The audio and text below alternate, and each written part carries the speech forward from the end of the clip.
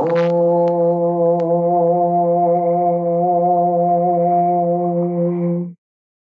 श्री कल्की वैष्णवे नमः। ओम श्री कल्की वैष्णवे नमः। ओम श्री कल्की वैष्णवे नमः। ओम पूर्णमद पूर्णमिदं पूर्णात् पूर्णमुदच्यते पूर्णस्य पूर्णमादाय पूर्णमेवावशिष्यते। ओम शांति शांति शांति। तेजोसि तेजो महिधे वीर्यमसि वीर्यमहिधे बलमसि बलं महिधे ओजोऽसि ओजो महिधे पश्ये मुशरिदशतम् जीवे मुशरिदशतम् शृणुयामुशरिदशतम् प्रब्रुवामुशरिदशतम् अधिनाहस्यामुशरिदशतम् भूयसि शरिदशताम्। ॐ शं नो मित्रः संवरुणः शं नो भवत्वर्यमा शं नो इन्द्रो बृहस्पतिः शं नो विष्णुरुक्रमः।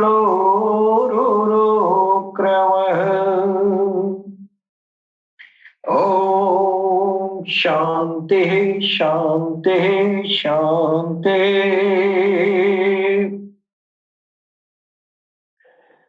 त्वमादिदेवा पुरुषः पुराण त्वमस्य विश्वस्य परं निधानम् वेत्तासि वेद्यं च परं च धाम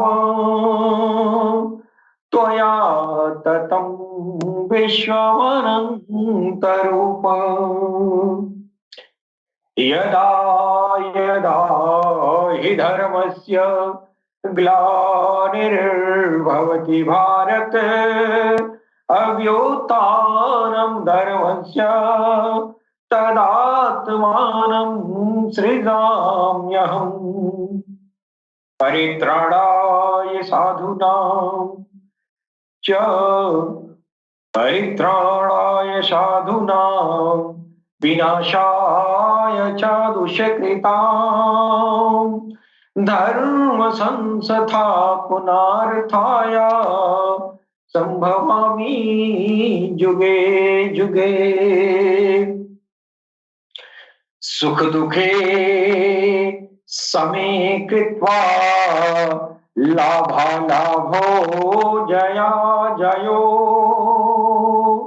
ततो युद्धाय यूयस्व नैवं पापं वापस्यसि।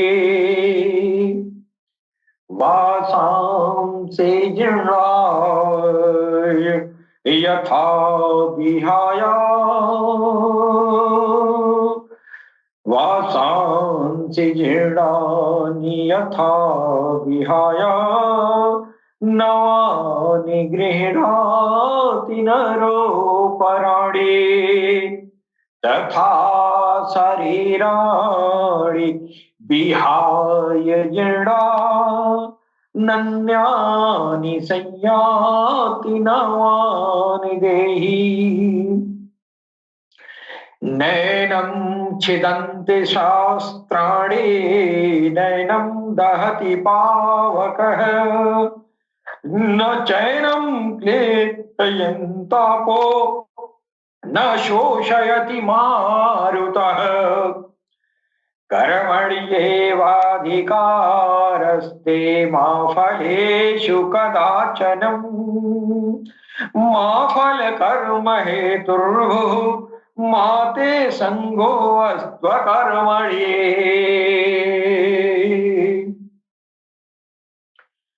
वक्रतुंड महाकाय सूर्यकोटि संप्रभः निर्विघ्नं कुरु मे देवं सर्वकार्येषु सर्वदा। ओम गंगणपतये नमः। ओम गंगणपतये नमः। ओम गंगणपतये नमः।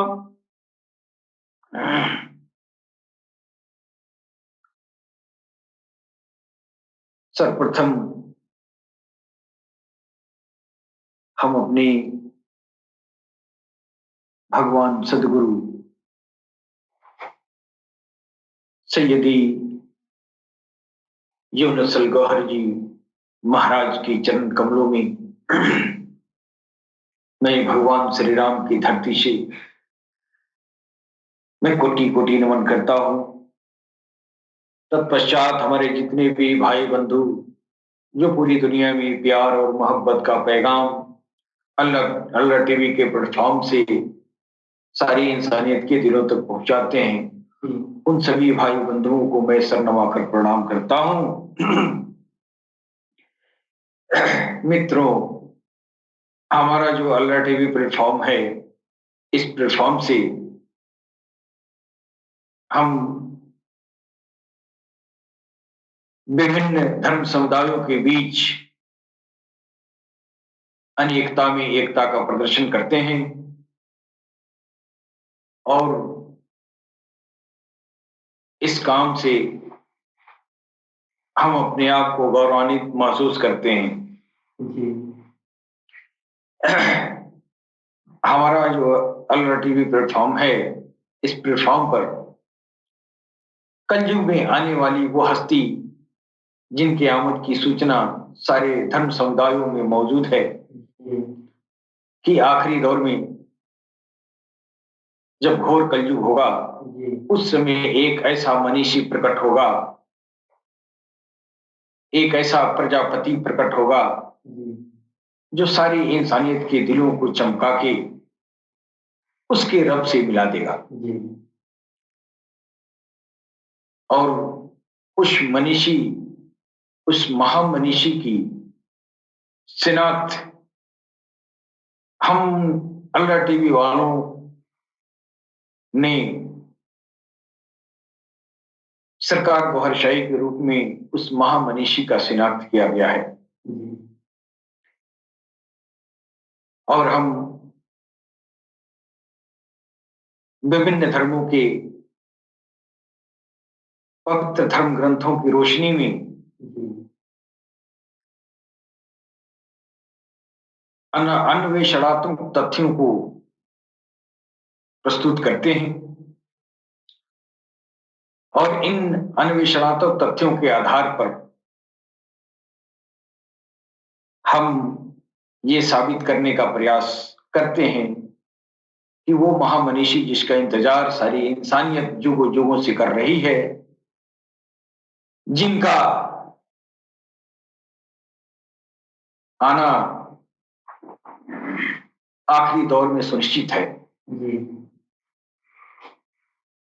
जिनके बारे में हमारे वैदिक युग के ऋषियों ने बड़ी प्रशंसा की है। और सनातन के बाद से जितने भी धर्म इस धरती पर आए,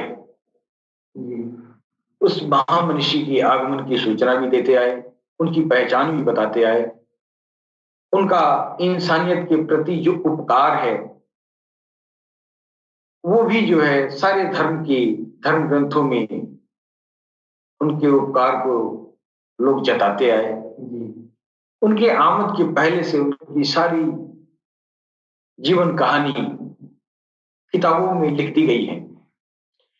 अब इस दौर में इंसान के दिल पर जुल्मत का इतना बड़ा पर्दा है कि वो परम कल्याणकारी, वो हस्ती जो हर इंसानियत के कल्याण हेतु आना है, उस हस्ती को पहचानने में आज की इंसानियत कासिर है, समझ नहीं पा रही है।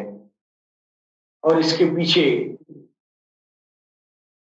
तमाम तरह के जो दुनिया में जो शैतान का गलबा है वो इंसानियत के दिलों पर पर्दा डाल दिया है कि न ये इंसानियत जान पाएगी और न ही अपने आत्मा को उद्धार कर पाएगी।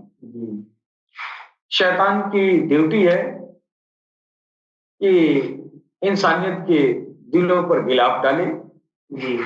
वो ईश्वर की तरफ से वो जो है मंजूर शुदा है।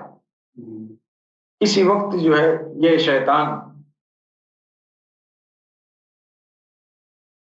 ईश्वर के सामने कसम खा के कहा था, ये जो आदम आप बना रहे हैं, इस आदम के संतान जितने होंगे इन सबको हम अगवा कर लेंगे और अगवा करके कुछ एक बंदों को छोड़ के सबको अगवा कर लेंगे, और अगवा कर ही लिया है। लेकिन ईश्वर ने कहा कि जो मेरा होगा मेरा होके रहेगा, जाओ इसी बहाने मेरे बंदों का इम्तिहान भी हो जाएगा। तब ये बात दुनिया को समझ में नहीं आती है कि हम उस महानतम हस्ती को पहचान पाने में असमर्थ है। और इस कलयुग के दौर में उस महानतम हस्ती का, उस महानतम प्रजापति का पहचान लेना बड़ी बात है। सिर्फ उस जात को पहचान लिया तो पहचानना ही काफी है आपकी पारलौकिक जिंदगी के लिए। देखो, सिर्फ पहचान बड़ी चीज है। और दिलों पर इतना गिलाफ, इतना जुल्मत का ये कुहरा लगा हुआ है, इंसान उसमें से निकल नहीं पा रहा है। और उस महानतम जो व्यक्तित्व आने वाली है उसके साइन सिम्टम किताबों के माध्यम से हर धर्म की किताबों में बाकायदा बता दिया गया है। लेकिन इंसान जब उन किताबों को पढ़ने बैठता है तो उसके अंदर जो है ये शैतानी जाला जो पड़ा है हिर्षो हसद का, और ये जो है काम क्रोध लोभ मोह का, मद मत्सर अत्याचार व्यभिचार की ये जो जाले हैं इंसान के दिल को जकड़ लिए हैं, इसकी वजह से इंसान उस जात को पहचान पाने में असमर्थ हो रहा है। और इस दिशा में इंसानियत की मदद करने के लिए हमारे अल्लाह टीवी के प्लेटफॉर्म से हमारे भगवान सदगुरु सैयद यूनुस अलगोहर जी महाराज बरसों से प्रयासरत हैं इंसानियत अपने दिल से गफलत का पर्दा उठा ले और जो वास्तविकता है उसका नजारा कर ले। जी। तो हम इसी प्रयास में हैं कि उस जात का पहचान इंसानियत कर ले और अपनी पारलौकिक जिंदगी को सुरक्षित कर ले। जी। इसलिए इस दुनिया में दीन और धर्म के नाम पर बहुत सारे दर्शन आए हैं और हर आदमी जो है अपने ही जिस जिस समुदाय में पैदा हुआ है उसी समुदाय के बारे में संक्षिप्त रूप से जानकारी नहीं प्राप्त कर पा रहा है। तो फिर विभिन्न समुदायों के जो धर्म ग्रंथ हैं उनका कैसे अवलोकन कर पाएगा। जिंदगी इतनी छोटी है, इतनी छोटी सी जिंदगी में आप जो है आपका जो ज्ञान हासिल करने का जो समय होता है वो ये जो है जब गृहस्थ आपकी गृहस्थी जब खड़ी हो जाती है तो थोड़ा बहुत जो है समय मिलता है कि इस दुनिया को छोड़ के कुछ भगवान के ऊपर भी विचार कर लें। बचपन पढ़ाई में गुजरता है और जवानी में तो गफलत पड़ जाता है। फिर जो है पारिवारिक जिंदगी में आता है इंसान, फिर पारिवारिक माहौल में आके और तमाम तरह के पारिवारिक उलझनों में उलझ के रह जाता है। उम्र गुजरती है, बुढ़ापा जब आती है तो इंसान को जो है ये इंसान मजबूर हो जाता है और जब दुनिया से धोखा खाता है तब उसको इस बात का एहसास होता है कि अब हमको जो है भगवान का सहारा भी ढूंढना चाहिए। इसलिए कि दुनिया के सहारे जब टूट जाते हैं उस समय अकल खुलती है और उस समय तक देर हो जाया करता है। अब बुढ़ापे में जो सारी उम्र अपना गुजार लिया और बुढ़ापे के चंद रोज बचे हुए हैं उसमें जो है धर्म ग्रंथों को पढ़ने बैठता है और उन धर्म ग्रंथों पर भी कई तरह के हजारों तरह के विचारक लोग भी तरह तरह के अपने अपने विचार पेश कर दिए हैं। धर्मों में बिगाड़ पैदा हो गया है। जो संप्रदाय जो ईश्वर के तरफ से बनाए गए, जो धर्म ग्रंथ भेजे गए, जिन धर्म ग्रंथों की रचना की गई है उन धर्म ग्रंथों में भी बिगाड़ पैदा किया गया है। अब बुढ़ापे में चंद दिन का समय लेके आप उसका अवलोकन करना शुरू करते हैं, पता ही चलता है कि दूसरे का तो दूर अपना ही किताब नहीं पढ़ पाए, है कि नहीं जी। और किताब पढ़ना तो दूर की बात है, किताब पढ़ना कोई नहीं चाहता है, किसी ने बोल दिया उसको सुन के लेके चल दिया जी। तो लोग जो है सुनी हुई बातों पर ज्यादा इत्तेफाक कर लेते हैं। हाँ, सुनी हुई बातों को ज्यादा, तो हमारा ज्ञान एक दूसरे की सुनी सुनाई बातों पर जो है आधारित है जी। कोई जो है अपने जिज्ञासा से कोई पढ़ना नहीं चाहता है।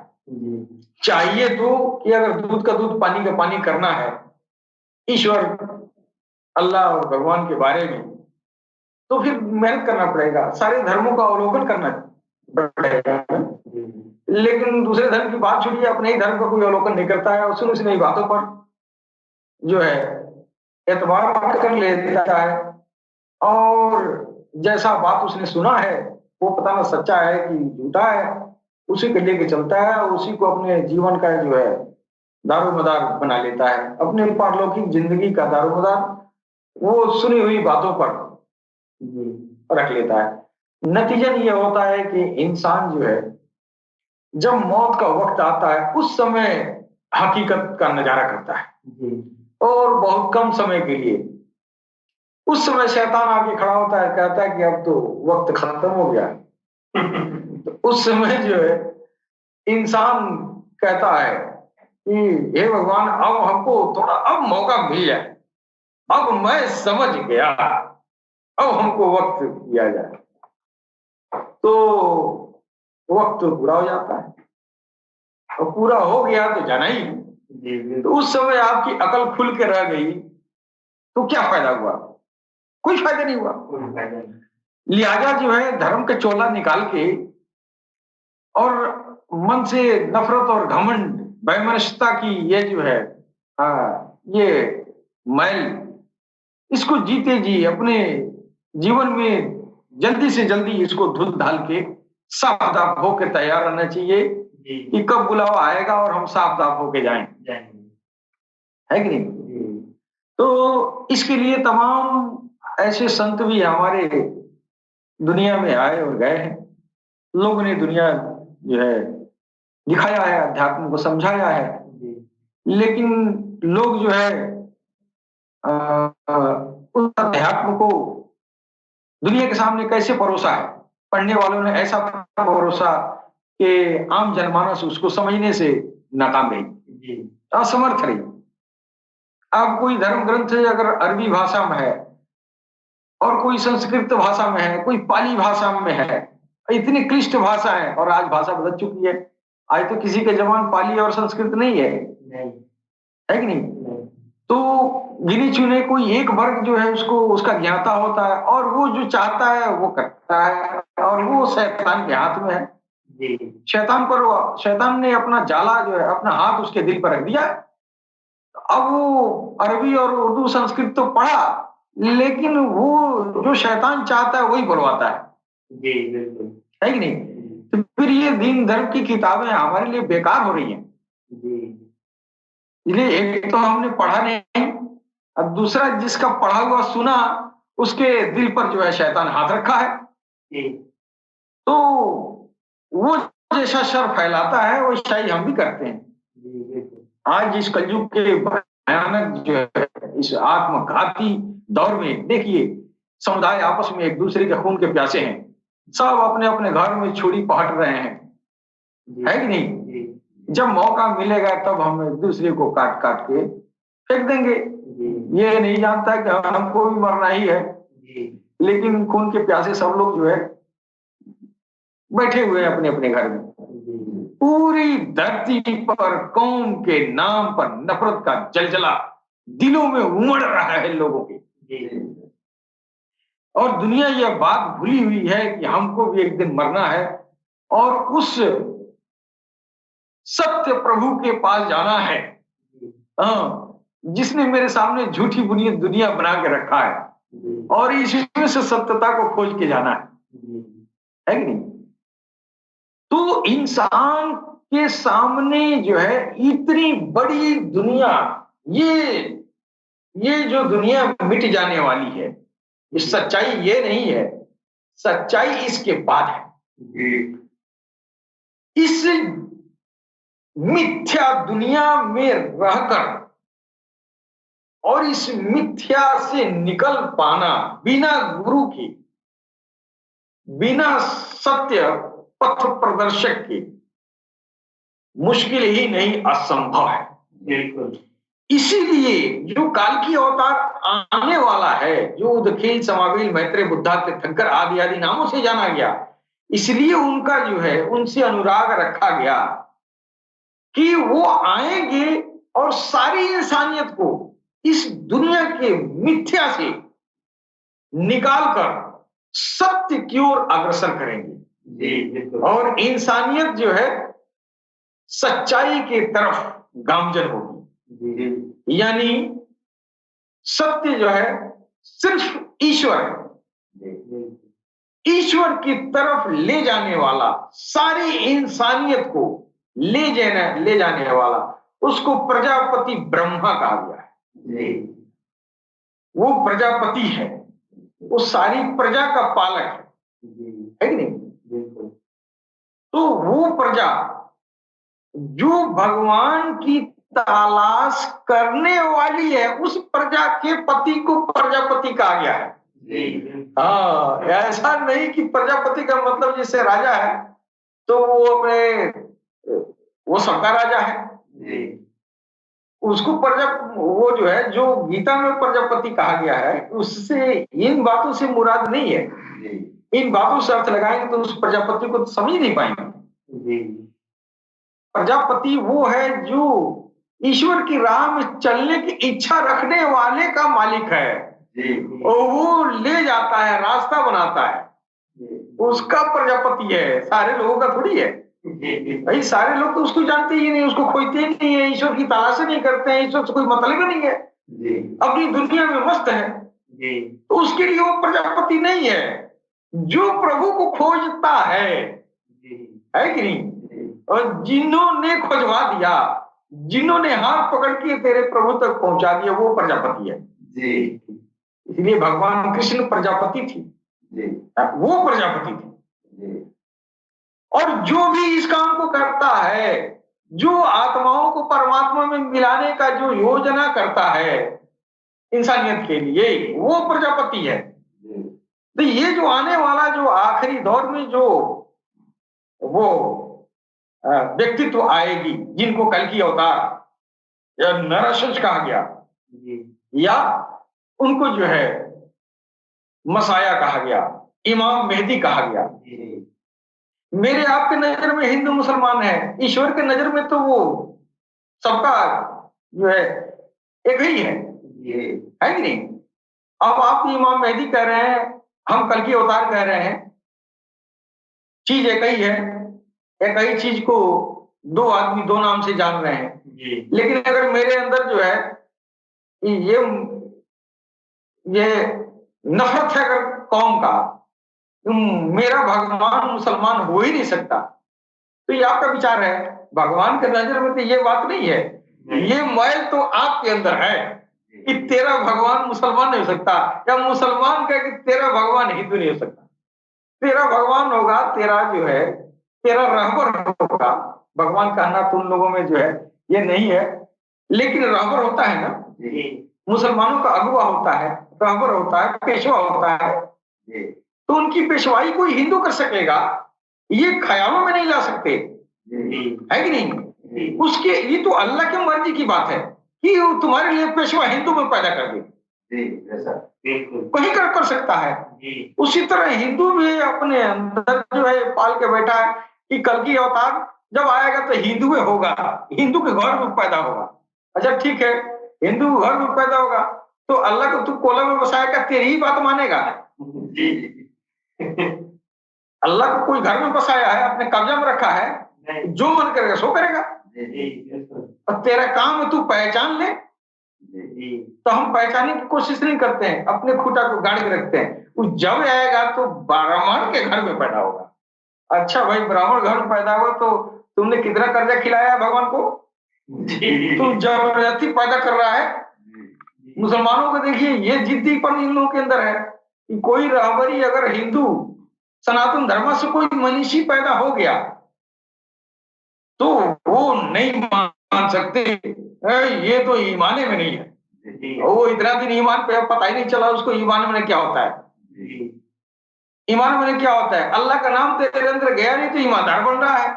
ईमान तो वही है कि तेरा रब तेरे अंदर जाए, कि जो तेरे अंदर तेरा रब है तो तेरे पास ईमान है, नहीं तो मुंह से कह रहा है ईमान है। एक कुरान में अल्लाह ने कहा है, जो कोई अराबी जो है गए रसूलुल्लाह के पास, कहा कि या रसूलुल्लाह हम लोग मोमिन हो गए। नहीं मोमिन नहीं हुआ, अल्लाह ने वही उतार दिया। कहा नहीं कह दीजिए मोमिन नहीं, ये मुसलमान है। मोमिन तो बनेगा जब इनके अल्लाह का नाम इनके दिल में जाएगा। इधर ईमान के लेके बात जो है हलचल मचा कर रखे है, ईमान है ईमान है ईमान है। और पैगाम अब ये इमाम मेहदी का पैगाम जब कहते हैं सर ये तो मेरा एक ही ईमान है, दूसरा तो कुछ नहीं है मेरे पास, मेरा ईमान है बिगड़े है नहीं, तू ईमान मान रहा है। अब तुमको ईमान इमाम मेहदी दे रहा है, तुमको ईमान इमाम मेहदी दे रहा है ना। और उसके बाद से कह रहा है कि एक तो ईमान है, कहीं अगर बात गलती तो ईमान है खराब हो जाएगा। तेरे पास है कहाँ कि खराब हो जाएगा? तेरे अंदर तो गफलत पड़ी हुई है। ईमान इमाम मेहदी तुमको ईमान दे रहे हैं, तेरे दिल में तेरे रब का नाम डाल रहे हैं, तेरी उपवास संवार रहे हैं, तेरा नमाज रोजा हज जकात पूरा कर रहे हैं। जब तेरे पास ईमान ही नहीं है तो ये तू हज जकात रोजा नमाज भाषाबाजी करता रहे, है कि नहीं? और इधर तो क्या पूछना है, हमारे कौम में तो सबके सब मीरा है। यहाँ तो क्या कहा जाए, ये तो बहुत ही आज से नहीं बहुत मुद्दत से बिगड़ा है। भगवान कृष्ण कुछ और कहा गए, समझने वाले कुछ और समझे, और नतीजन ये है कि आज भी हमारी कौम जो है गुम रही है, मैं डूबी है।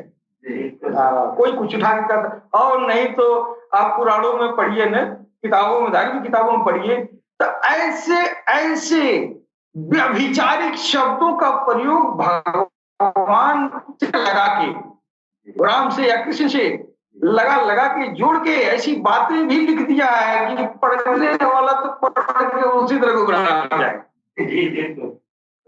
है नहीं?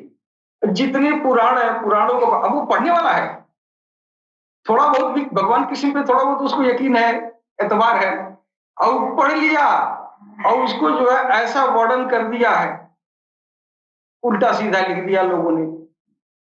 अब वो पढ़ने वाला कहेगा अरे मेरे भगवान तो भाई 18,000 शादी कैसे करेंगे, है ही नहीं? और ये जो है हम उस पर जाना नहीं चाहेंगे, इसलिए कि बहुत बातें अच्छी नहीं लिखी हैं लोग, बड़ी नागवार लगती है। कुछ ऐसी बातें लिखी गई हैं भगवान श्री राम के बारे में, भगवान श्री कृष्ण के बारे में, कुछ ऐसी बातें जो आम आदमी या गैर कौम के लोग सुनेंगे तो उंगली उठा सकते हैं। लिखा कौन है? पंडित जी। लिखा कौन है? पंडित जी लिखे हैं। और ये धर्म के रक्षार्थ कर रहे हैं, या हम रक्षा कर रहे हैं। रक्षा कहाँ कर रहे हैं? आप तो उड़ा रहे हैं, है कि नहीं? भगवान कृष्ण के सिर्फ गीता की बात अगर तू यथार्थ रूप से जमाने के सामने रख के दे, तेरे धर्म की रक्षा हो जाएगी, तेरे धर्म की रक्षा हो जाएगी।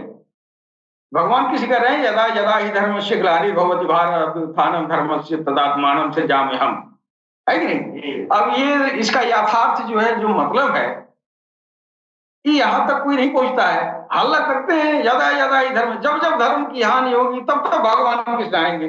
अच्छा, भगवान कृष्ण को आए हुए 5,000 साल हो गए तकरीबन, और 5,000 साल सनातन पहले था, माना आपके हिसाब से सनातन था, और सनातन आज की स्थिति, उस समय तो पूरा विश्व सनातन था, आज कितना सनातन है? तो तेरे धर्म की हानि भी उन्नत हुई है, तेरी धर्म की हानि तो हुई है। अच्छा, जब हानि हुई है तो वो है कहाँ? वो तो कह रहे हैं कि जब जब हानि हुई तब तब आएंगे। इधर हानि की हद हो गई, इधर हानि की हद हो गई, फिर वह कहाँ? इसका मतलब तुम इस गीता के इस रहस्य को समझे नहीं। वो कहना क्या चाहते हैं? आज उस धर्म को रक्षा करने वाला गीता के अनुसार जो जो भगवान कृष्ण कह रहे हैं, गीता के अनुसार आज वो धर्म रक्षक गौहरशाही है। आज गौहरशाही उस सनातन की रक्षा कर रहे हैं, सत्य है। और हम कल की अवतार क्यों कह रहे हैं? हमारी किताबों में इन लोगों ने लिखा है कि कल की अवतार आएंगे तो पूरी इंसानियत के बीच, पूरे रुए जमीन पर सनातन का परचम लहराएंगे, सनातन का परचम लहराएंगे। अब तो आप समझ नहीं पा रहे हैं, गीता में कहा कि आत्मा और परमात्मा सनातन है, तो आपने आत्मा और परमात्मा की बात जो जो भगवान कृष्ण ने कहा, वो बात तो आपको समझ में नहीं आई। आप तो तुलना कर लिए कि मुसलमानों की तरह मैं भी हूं, तो मुसलमान की तरह कहां है? मुसलमान तो एक दीन अल्लाह ने पैगंबर को भेज के कायम करवाया, ईसा मूसा हज़रत इब्राहिम को भेज के उनका दीन कायम करवाया। तेरा दीन कहां इस तरह कायम हुआ? तेरा दीन तो आत्मा परमात्मा के मिलन का जो तौर तरीके हैं, जो रूहानियत है, स्पिरिचुअलिटी है, उसको धर्म कहते हैं, तो दीन थोड़ी है। दीन और धर्म में अंतर है। जब आप दीन और धर्म को एक ही समझ लेते तो आप गुमराह हो जाते हैं, है कि नहीं? अब दीन और धर्म को अलग समझना है ना। आप तो समझ रहे हैं कि जिस तरह ईसा है, जैसे ईसाई लोग हैं, मुसलमान है, यहूदी हैं, उसी तरह हम भी हैं। आप उस तरह थोड़ी हैं, आप तो सबसे पहले हैं। आपके पास तो ज्ञान वो था सिर्फ आत्मा और परमात्मा से। जीव आत्मा को परमात्मा में मिलाने का जो गुण था, जो तरीका था, जो रास्ता था, वो अध्यात्म कहा है आपने। तो आप धर्म का मतलब हुआ वो टेक्नोलॉजी जिसको अपना के रब से मुलाकात कर लें, रब में विलीन हो जाए। आप तो ये हैं, और ये सब में है, यह चीज तो सब में है। तो आपके पास टेक्नोलॉजी है, आपका दीन नहीं है, आप स्पिरिचुअल हैं। आप जो है ये ज्ञान का, स्पिरिचुअल साइंस के आप निर्माता हैं। यानी सनातन धर्म यहां से शुरू हो रही है, और धर्मों में उसको प्रवेश करा के धर्म का कानून बना के एक धर्म का जीने की शैली ईश्वर ने अलग दे दिया कि जिसको जो मानना है इस हिसाब से अनुकरण करे। लेकिन मूल चीज सनातन है। क्या? स्पिरिचुअलिटी। सनातन मीन्स स्पिरिचुअलिटी, अध्यात्म। तो हम सिर्फ अध्यात्म है, हम दीन नहीं है। हमारे पास अध्यात्म की टेक्नोलॉजी है। तो बीच में दीन आए, दीन ईश्वर को भेजना था, उसकी मर्जी है ना, है कि नहीं? वो दीन बनाया, पैगंबर भेजा, लेकिन आखिरी में उसी ने कहा कि हम एक ऐसा आखिरी में जब तुम लोग सब अपने अपने दीन धर्म दीन से फिर जाओगे, जितना हम दीन भेजेंगे इस सारे दीन से तुम लोग फिर जाओगे। तो दीन से फिर जाओगे मतलब क्या? आप मुसलमान कहे तो जाएंगे, आपके अंदर ईमान नहीं होगा तो आप दीन से फिर गए ना। आप मुसलमान हैं, आप यहूदी हैं, आप ईसाई हैं, आपके दिल में, आपके धर्म में जो विदित परमात्मा का नाम है वो आपके दिल में नहीं है, फिर आप अपने धर्म से फिर गए। फिर चोला तो है, अंदर तो कुछ नहीं है। अगर ये चोला हिंदू का दिखाई दे रहा है, इसमें राम न होते बेकार है ना, किस काम का है ये? किसी मतलब का नहीं है। तो फिर ये हिंदू बनना किस काम का? तो वो जो है आखिरी दौर में जो जो वो अकाल की अवतार होंगे, वो इसलिए सारे दीन और धर्म के होंगे कि सारे दीन और धर्म में जो असल स्पिरिचुअलिटी है, जो असल आत्मा का उद्देश्य है, उससे हेतु आएंगे कि सारे इंसान को, चाहे हिंदू, चाहे मुसलमान, चाहे सिख, चाहे ईसाई, कुछ भी हो, आत्मा है ना, उसकी आत्मा को पकड़ के परमात्मा से मिला देंगे। ये सबसे बड़ी विजय है इंसानियत के लिए, ये सबसे बड़ी फतह। हम एक न एक दिन, हम जब तक जिंदा है तब तक हिंदू हैं, जब तक हम जिंदा हैं तब तक मुसलमान हैं, मर जाने के बाद से मेरी आत्मा है ना, और ईश्वर के सामने इस आत्मा का धर्म नहीं है। मेरा धर्म यही खत्म हो गया, जो अर्थी पे जलाया गया, ये चोला जल गया, ये मांस का लोथड़ा जल गया, अंदर जो बचेगा वो ये तो सब जल गया। वो आत्मा है, आपकी आत्मा, वो परमात्मा की अंश है, तो उसकी कौन जाती है? परमात्मा की है, उसकी कोई जाति धर्म है नहीं। कोई बता सकता है भगवान कौन जाति है, कौन धर्म का है? भगवान जी हिंदू है कि मुसलमान है? सब भगवान को पूजते हैं। कोई ये कहे कि भगवान जी मुसलमान है, ईश्वर अल्लाह मुसलमान है, अभी बहुत मियाँ लोग अल्लाह अल्लाह करते हैं। अल्लाह अल्लाह करते हैं, बताइए अल्लाह कौन धर्म का है? कौन धर्म में रहते हैं? हिंदू के ये तो इतना नौटंकी लोगों ने किया है। भगवान भगवान कहते हैं और भगवान का नाम ले लेके और गलतियां करते हैं। भगवान का नाम लेके कम तोला जाता है, सदियों से आ गया, आ रहा है, कम तोलते रहिए, भगवान भगवान करते रहिए। इस तरह का ढोंग मैंने ये देखा है। आज हमारे जो है बाजार में जाइए, कोई वैसा दुकानदार नहीं है जो हिंदू कहला रहा है। सवेरे उठेगा नहा कर और बहुत दुकान में अपने जाएगा और अपने मंदिर में भगवान ऐसे अगरबत्ती, अरे घंटों, कोई ऐसे है कि घंटों पूजा करते। ग्राहक आके खड़ा रहिए, पहले बहुत बिक्री होगा, है कि नहीं? अब ये सब क्या भगवान को मानेंगे? है? उससे पूछिए, अच्छा बताओ तुम इतना अगरबत्ती दिखा रहे हो, भगवान जी हिंदू है कि मुसलमान है? उसको पता नहीं है, वो कहेगा नहीं हिंदू है। अच्छा हिंदू है तो जब तक तुम तो जिंदा हो तब तक हिंदू हो, मर जाओगे तो क्या हो? मर जाने के बाद से क्या हो? मर जाने के बाद से आत्मा हो, और आत्मा का लक्ष्य परमात्मा है। अगर तू जीते जी इसका व्यवस्था नहीं किया तो तेरे लिए एकदम नरक धधका के रखा है, बना के रखा। वहां हिंदू मुसलमान नहीं चलेगा।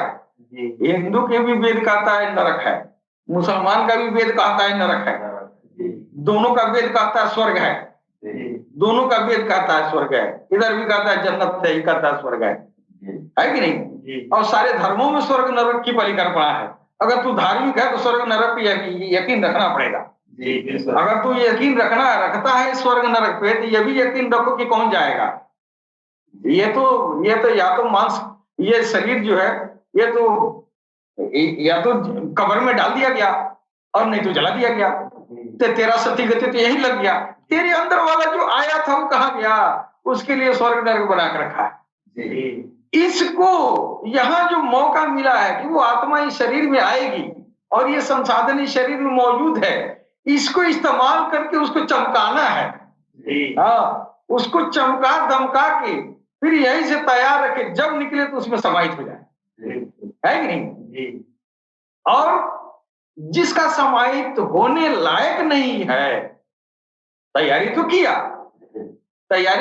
कि हमारी आत्मा परमेश्वर परमात्मा में प्रवेश कर जाए, है कि नहीं? प्रवेश कर जाए, लेकिन प्रवेश नहीं कर पाई इसलिए कि मैं उस स्तर तक नहीं गया, मैं अध्यात्म को एडॉप्ट नहीं किया, मैंने धर्म को एडॉप्ट नहीं किया। दिन नहीं, दिन में धर्म को यानी स्पिरिचुअलिटी को, धर्म का मतलब होता है धारण करने वाला, धारण करने वाला। धारण का मतलब क्या है? एक ऐसा टेक्नोलॉजी जिससे आपकी लौकिक पारलौकिक जिंदगी संवर जाए, है कि नहीं? तो वो टेक्नोलॉजी क्या है? धर्म का है। धर्म दीन में होता है। अब आप देखिए मुसलमान भाइयों में, जो दीन में धर्म को पकड़े हैं, जो इस्लाम में धर्म को पकड़े, वो गौस और ख्वाजा बन के तैयार हो गए, है कि नहीं? और सनातन में भी जिन्होंने इस धर्म को धारण किया, यानी स्पिरिचुअलिटी को धारण किया, ये जो है साईं बाबा बन गए, हैं? कबीरदास बन गए, रैदास जी बन गए। तो आज जो रैदास जी महाराज का आज जन्म दिवस भी है। यह 15वीं शताब्दी में हमारे वहाँ एक महान ये संत का जन्म हुआ, जो बहुत बड़े समाज सुधारक और ईश्वर के अनुयायी थे। तो मैं संत रविदास जी महाराज को मानने वालों को, उनके लिए मैं बहुत बहुत शुभकामनाएं देता हूँ जी। तो मेरा मतलब, हम आज जो है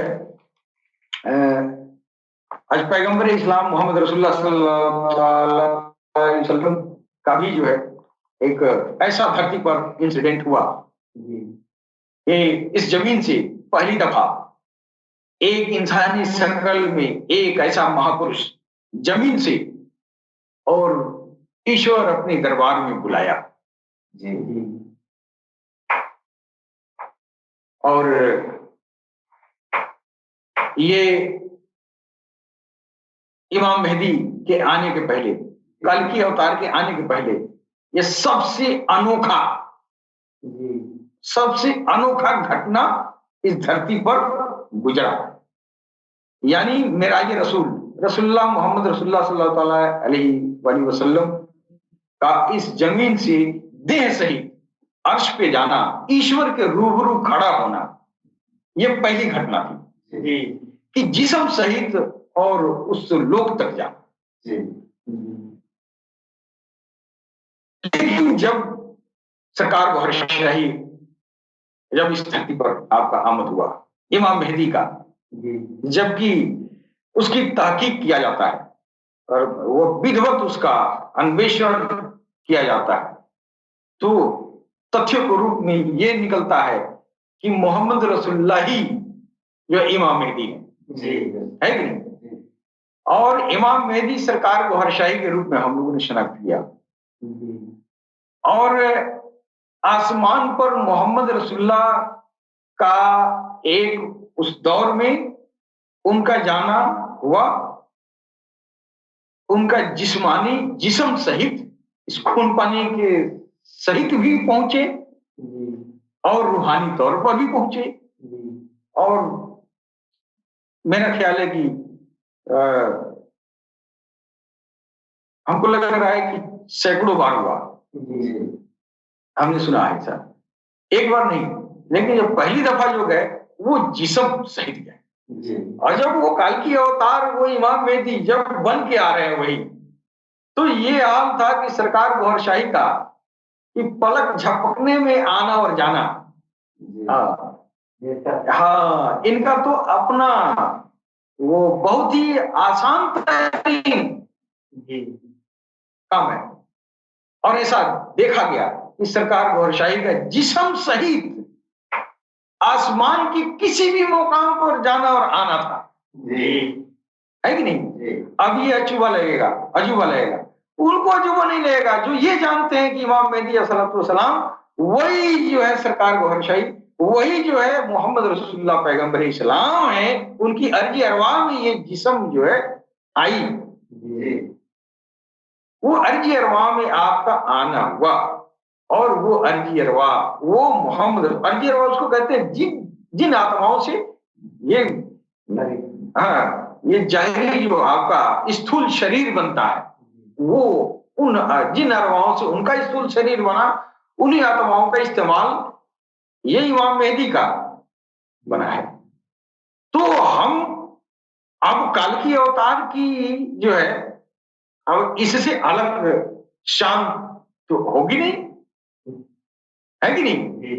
हो न हो, अब ये अध्यात्म की सबसे उत्कृष्ट ये रसाई है, ऐसा रसाई धरती पर किसी का नहीं हुआ। एक तो पहले मोहम्मद रसूलुल्लाह का, अब दूसरा जो है रसाई हुआ इमाम मेहदी का, इस तरह की रसाई किसी की नहीं हुआ।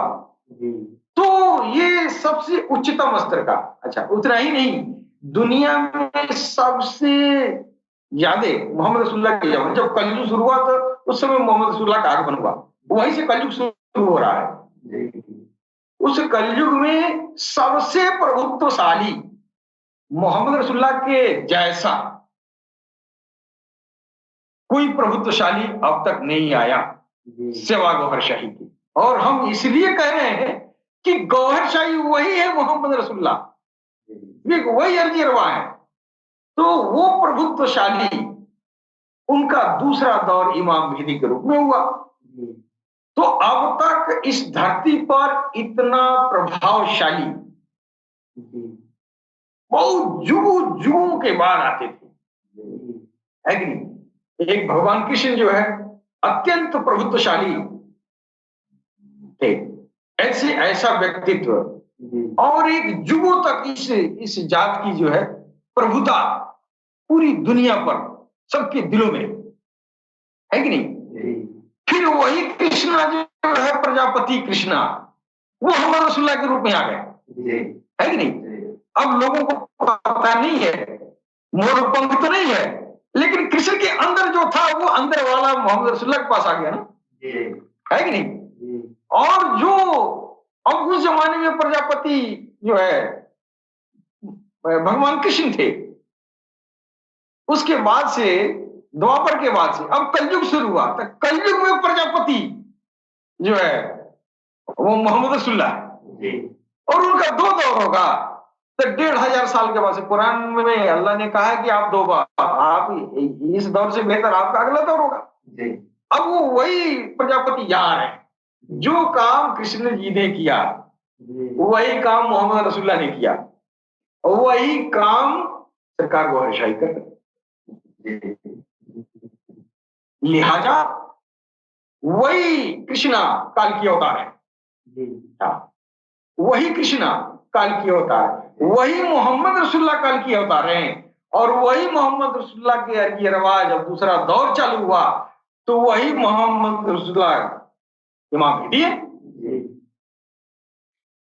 जो विद्वानों ने जिन बातों को लिखा है वो जब आपके पल्ले नहीं पड़ता है तो आप इनकार करते हैं, और आप इनकार ही कर सकते हैं, मिटा तो सकते नहीं, इनकार भले कर दे, है कि नहीं? तो कहीं ना कहीं सत्यता तो लोग स्वीकार करेंगे।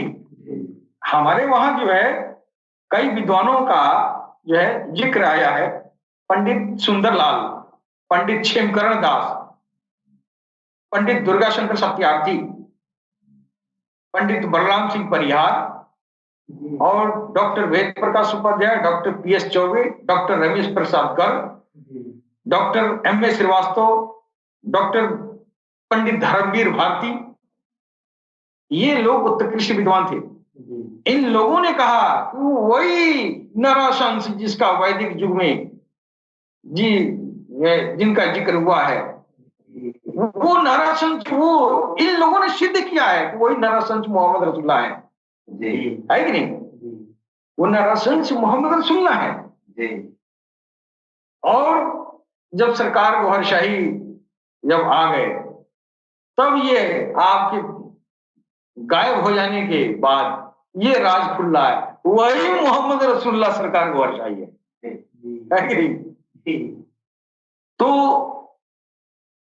जो इन विद्वानों ने लिखा है और दिखाया भी है बाकायदा, हमारे वेदों में जो है बड़ी अनुराग से, बड़ी प्यार से, बड़ी मोहब्बत से इस जात को जो है याद किया गया, उनकी स्तुति की गई है।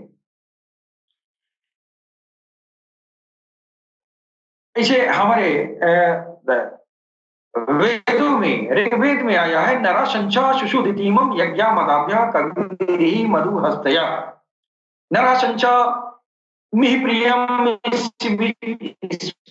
स्निग्ध उपाने मधु जीवनम हविष्कृतम। उनकी तारीफ की जा रही है, पर उनका प्रमाण किया जा रहा है कि ये मोहम्मद रसूलुल्लाह है। उष्ट्रायस्य प्रवाहिरो वधुमंतो दुर्दश वशर्मारथश्च निजहेड़ते दिवई शमाड उपस्पृश।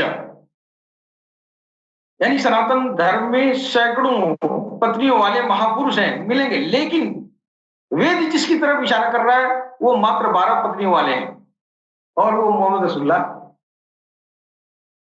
इसके अलावा कोई है।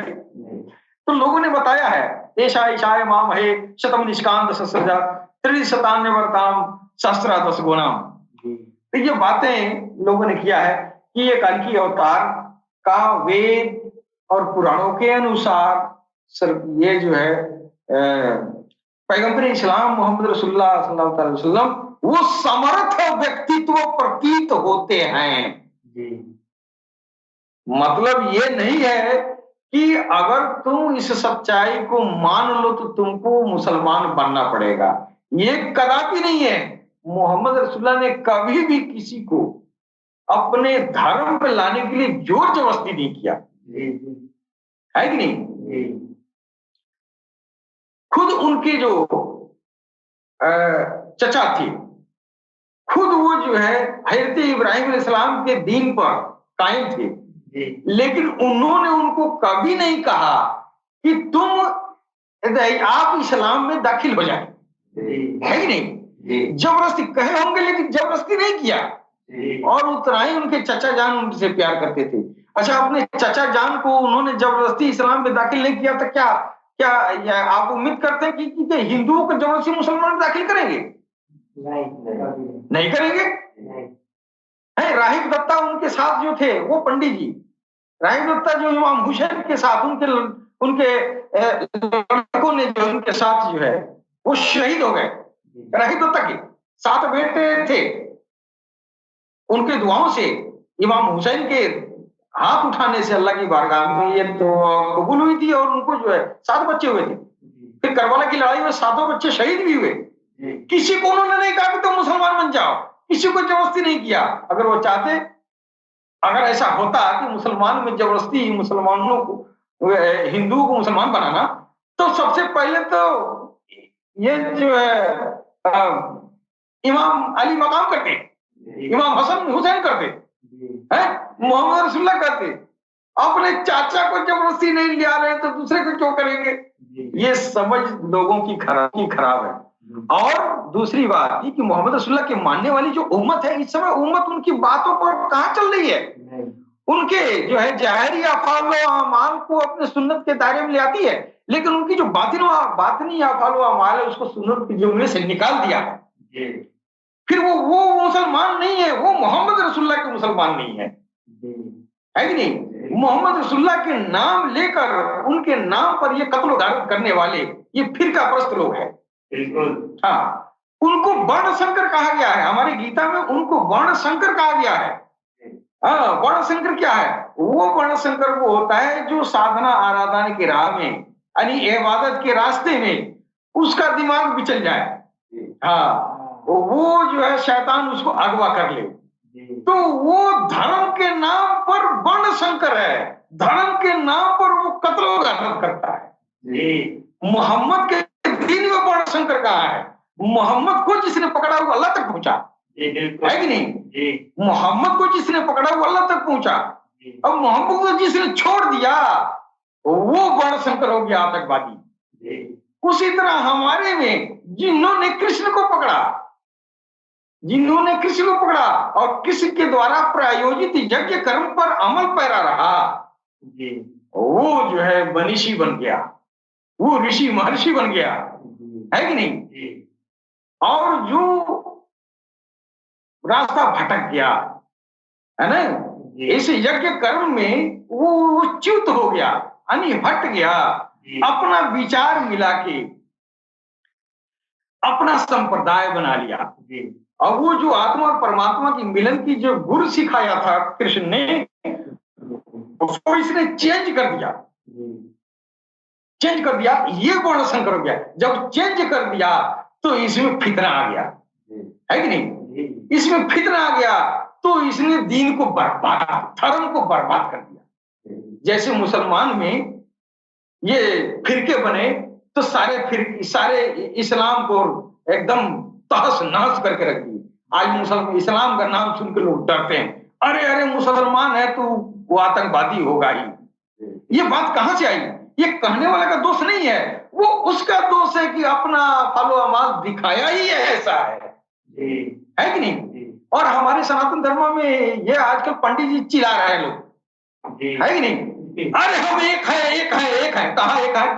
तूने तो भगवान कृष्ण के जो है ये जो उसने कहा कि वो शूद्र और वैश्य, क्षत्रिय, ब्राह्मण, मैंने जो है इंसान को जो 4 वर्गों में बांटा है, मैंने इंसान को 4 वर्गों में बांटा है। ये नहीं कहा कि मैंने इंसान को मैंने हिंदू को 4 वर्गों में बांटा है, इन्होंने कहा है, सीधी सी बात है यार, कि इंसानियत को 4 वर्गों में बांटा। तू अपने ऊपर क्यों ओढ़ लेता है? तू कहता है नहीं, हिंदू को 4 वर्गों में बांटा। कौन है? एक शूद्र है, एक वैश्य है, एक क्षत्रिय है और एक ब्राह्मण है। इसका जो उन्होंने जो अर्थ बताया, जो कहना चाहा, तुम नहीं समझ पाए, बड़ा संकर हो गए ना। तो तुम बीच में आतंक फैलाए, लोगों के बीच नफरत फैलाए। वो क्या है? चातुर्वर्ण मया सिस्टम गुण कर्म विभागशा।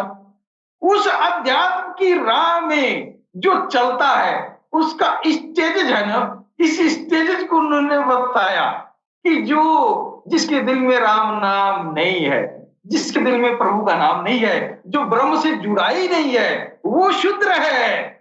तो आपने क्या कर दिया? आपने इस दुनिया के कामों को वर्ण में बांट दिया और आपने नफरत फैला दिए, और आप चिल्ला रहे हैं कि आज हमारा सनातन खतरे में है। खतरा तुमने पैदा किया, चिल्ला रहे हो? खतरा तो तुमने पैदा किया, बिल्कुल, है कि नहीं? चातुर्वर्ण मया सिस्टम गुण कर्म विभाग। कृष्ण ने कितनी अच्छी बात कही कि साधना के, आराधना के रास्ते में जो भोला वाला है, जो कुछ भी नहीं जानता है, गलतियां पे गलतियां करते जाता है, उससे किसी भी तरह के गुनाह होते जाते हैं, उसी को सरकार को वश नहीं कर। ये कलवे सनोरी का, उसी को कृष्ण ने कहा तू शूद्र है।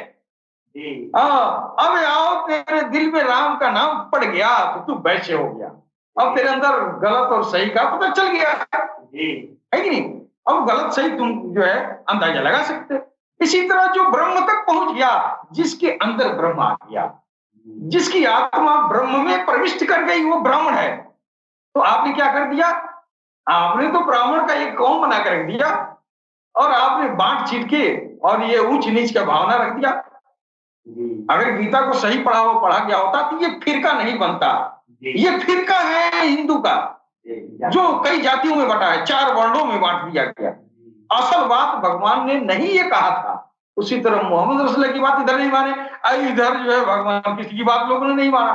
दोनों तरफ वर्ण संकर पैदा है, और ये वर्ण संकर दोनों तरफ कत्लो गारत का व्यापार कर रहे हैं, सदियों से कर रहे हैं।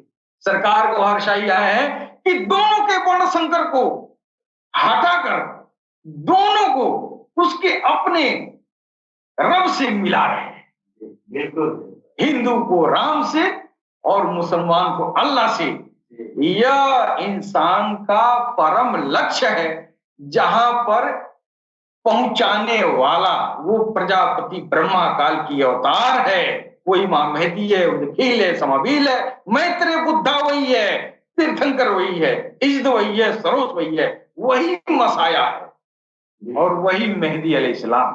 इसके साथ ही हम अपने वाणी पर विराम देते हैं। सलाम, नमस्ते, सत श्री अकाल।